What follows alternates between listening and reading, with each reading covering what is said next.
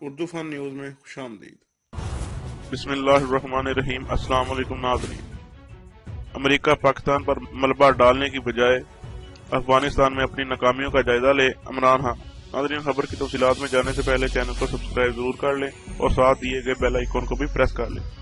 وزیر اعظم عمران خان نے امریکی صدر ڈونلڈ ٹرمپ کے پاکستان مخالف بیان کا جواب دیتے ہوئے کہا کہ امریکہ کو پاکستان کو اپنی ناکامیوں پر قربانی کا بکرا بنانے کی بجائے افغانستان میں دہشت گردی کے خلاف جنگ میں اپنی ناکامیوں کا جائزہ لینا چاہیے۔ ڈونلڈ ٹرمپ نے فاکس نیوز سے گفتگو کرتے ہوئے 2018 کی فوجی امداد بند کرنے کے فیصلے کا دفاع کیا ہے اور کہا ہے کہ پاکستان میں 2011 میں اسامہ بن لادن کی موجودگی کی وجہ سے یہ امداد بند کی گئی تھی۔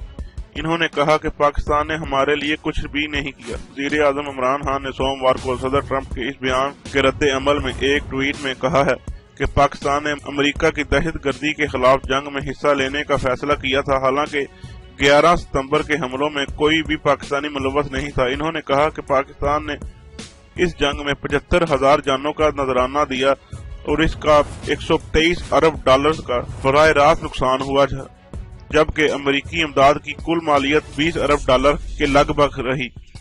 انہوں نے کہا کہ پاکستان کے قبائلی علاقوں میں دہشت گردی کے خلاف سے اس جنگ کے اثرات کا ذکر کرتے ہوئے کہا کہ ہمارے قبائلی علاقے تباہ ہو گئے تھے اور لاکھوں لوگوں کو بے گھر ہونا پڑا تھا۔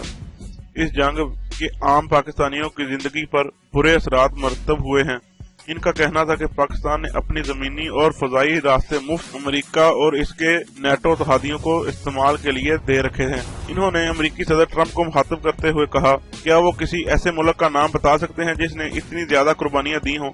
انہوں نے ایک ٹویٹ میں لکھا ہے کہ امریکہ کو پاکستان کو اپنی ناکامیوں پر قربانی کا بکرا بنانے کی بجائے سنجیدگی سے اس بات کا جائزہ لینا چاہیے کہ افغان جنگ میں 1,40,000 نیٹو فوجی، 2.5 لاکھ افغان فوجی اور سیکورٹی اہلکاروں کو جھونکنے اور $1 خرب صرف کرنے کے باوجود آج طالبان پہلے سے زیادہ مضبوط کیوں ہیں؟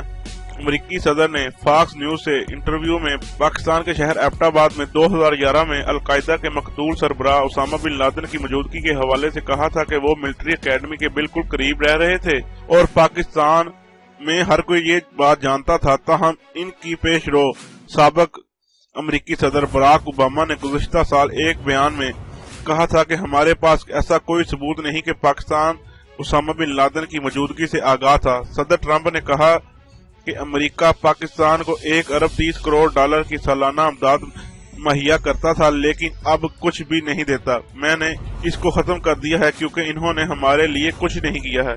واضح رہے کہ پاک آرمی کا شعبہ تعلقات عامہ ISPR اس امداد کی بندش کے وقت یہ وضاحت کر چکا ہے کہ امریکہ پاکستان کو براہ راست یہ امداد نہیں دیتا تھا، بلکہ یہ اتحادی سپورٹ فنڈ کی مد میں دی جاتی تھی اور دہشت گردی کے خلاف جنگ کی کارروائیوں کے لیے یہ امداد دی گئی تھی۔